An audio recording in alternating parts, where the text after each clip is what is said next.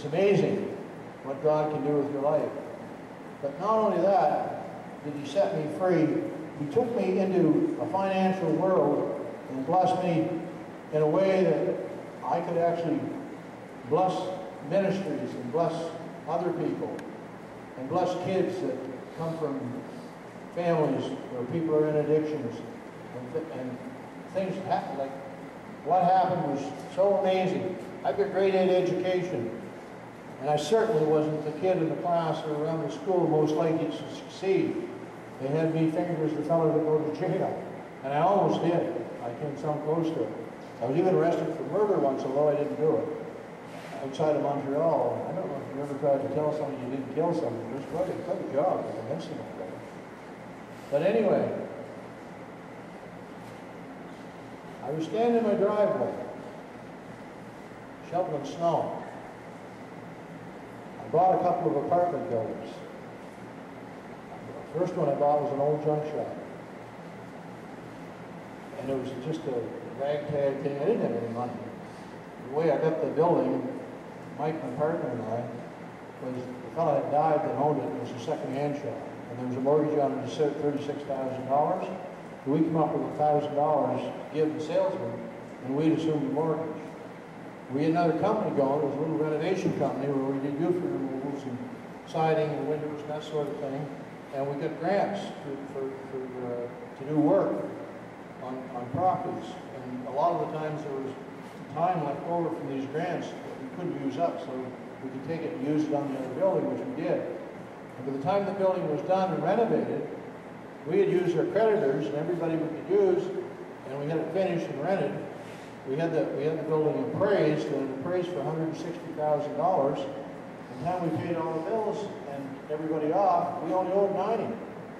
So now I had a 4-unit apartment building with $30,000 in my pocket, and still never had a penny of my own money into it.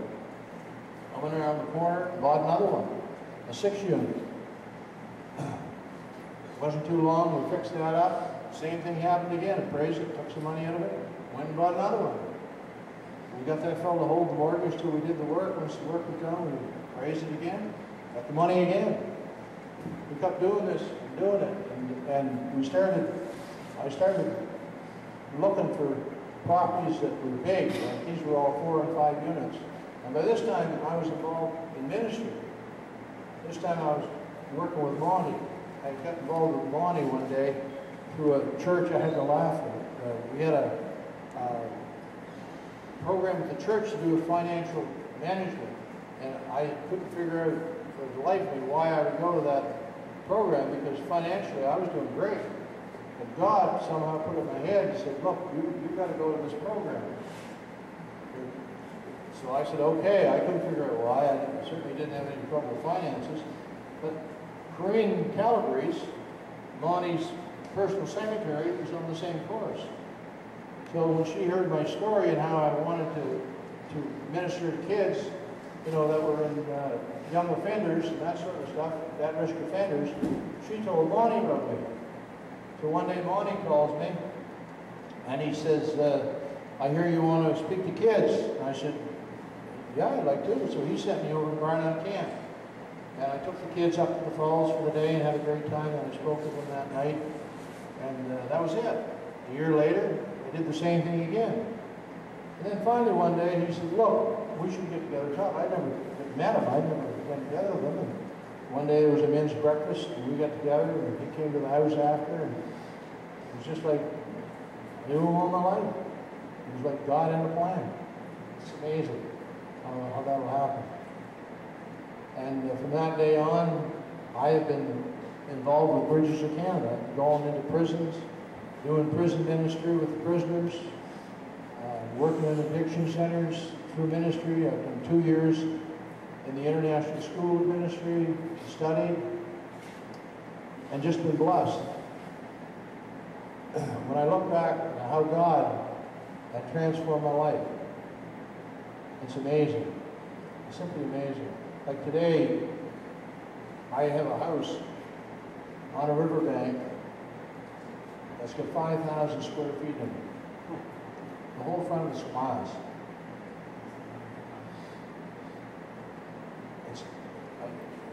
I don't know how to, I can't believe it. Like, my wife is such a wonderful person.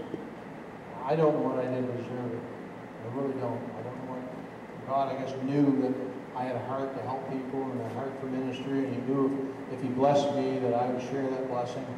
And that's exactly what I did. I shared the blessing.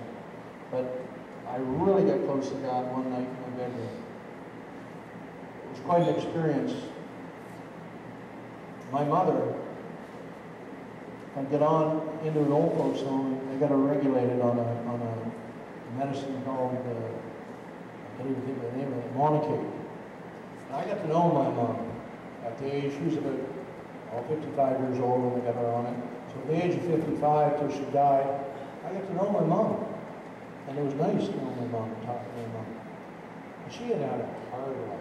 Like, I had moved here from one slum to another slum, to apartments with drugs and stinks of that, and booze and cigarette stinks, everything else just dirty and filthy. And so Dad was an alcoholic. And every time he'd get drunk, he'd scream and holler and rave and go, and they'd boot him out. He'd only be able to stay in one place for a couple of months, and they'd boot him out, and he'd have to go down. And each time, he'd go a little bit further down the ladder. We gave him a pension because he was a war veteran, which gave him money for booze. And that's exactly what happened. He just kept drinking and going down, and Mom kept going with him. And I felt so bad for Mom, the life she had to live. But in those last 10 years, she was a different person. She didn't live that life. We had a good time. We took her out to supper, we took her to camp, we had a great time. But she smoked. And I didn't have the heart to tell her not to smoke. I mean, the only thing that she had in that old folks' home was her cigarettes. Matter of fact, I used to bring her cans of tobacco because I loved her, and because it was something she enjoyed. But if you smoke long enough, it'll catch up to you, and she smoked one after another. And one day she was sitting on a bench in the old folks' home, and she was turned gray, and she was dropping weight. I said, Mom, there's something wrong. There's something wrong with you. I said, we've got to go to the doctor. And I told them I was taking her over to the hospital, and I did. They sent her back saying that she had ulcers. I took her back saying she didn't. We never had ulcers. We know you were missing. Look a little closer. There's something you're missing.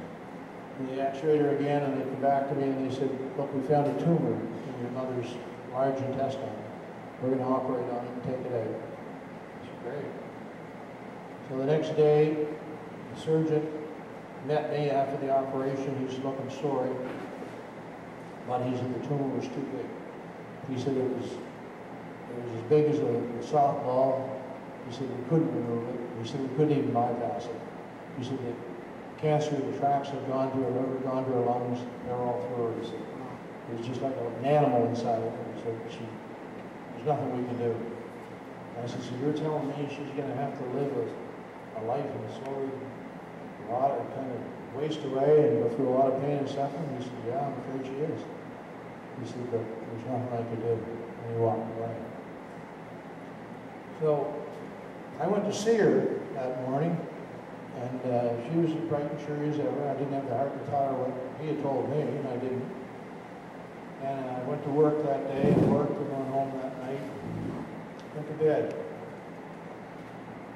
And I woke up in the middle of the night, and there was a powerful, powerful presence of God in that night. Just smacked right up. And as I laid there, I could feel God so strong in that room, so powerful, that I cried out to him. I said, Lord, she suffered long enough. I said, you have got to do something to help that woman. She does not deserve to suffer any further. And bingo, the peace of God came over me right then, and back to sleep I went. And it's amazing how that could ever happen, because when I woke up, my head was on fire. But within 5 minutes, I was back in a dead sleep. The next morning I woke up, went into the office at 8:30, the phone rang.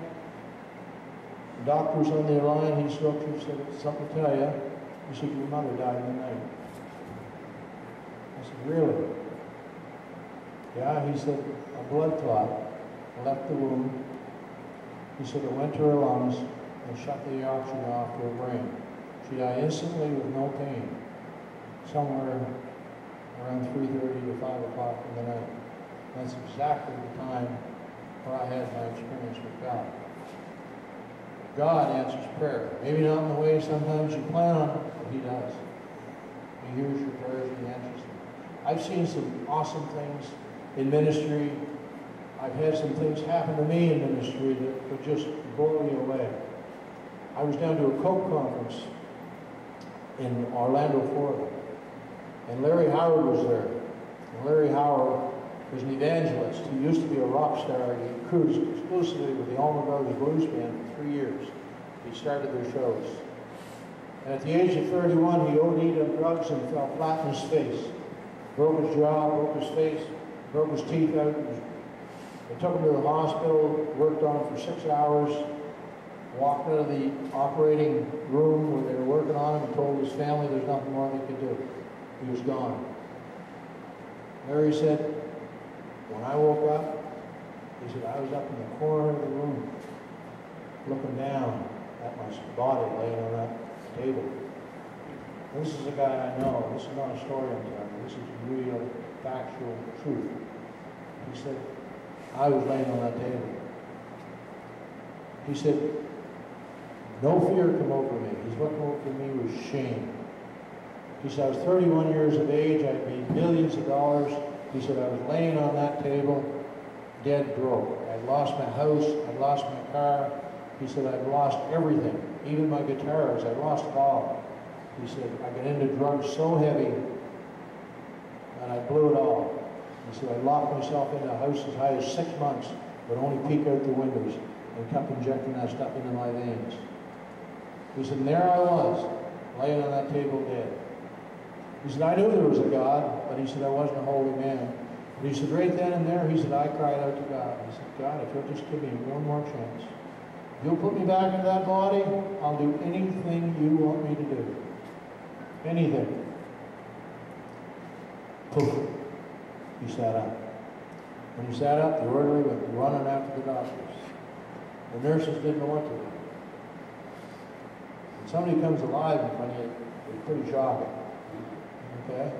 And Larry, his brother was a born-again Christian. He called his brother on Friday night and said he wanted to go to church Sunday and commit himself to the Lord. His brother knew him well enough. He said, where are you? Well, he said, I'm such a... Don't you move. I'll be right over there to get you. And he got him and brought him to his house for the weekend. And that Sunday, Larry, with the tube hanging out of his face from all the pus and poison that was coming out of his wounds, this beard, and he said an old suit, lime green suit that his brother lent him. He said, I went down that aisle and I got on my knees and gave my heart to the Lord. He said, I didn't know how God was going to use me, but he said, I did. He said, I went into ministry, and he said, I prayed and I told the Lord, if you want me to do music again, praise and worship, and do my evangelism through that, you're going to have to give me a guitar. Since then, he's got 13 guitars given to him. Pretty strong message. Amen. I see myself heading for that same conference. I don't know if anybody's here has had a gallbladder attack or not. You ever had a gallbladder attack? Pretty painful.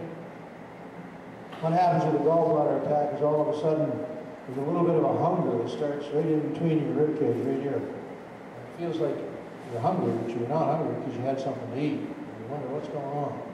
And it starts growing and growing, and the hunger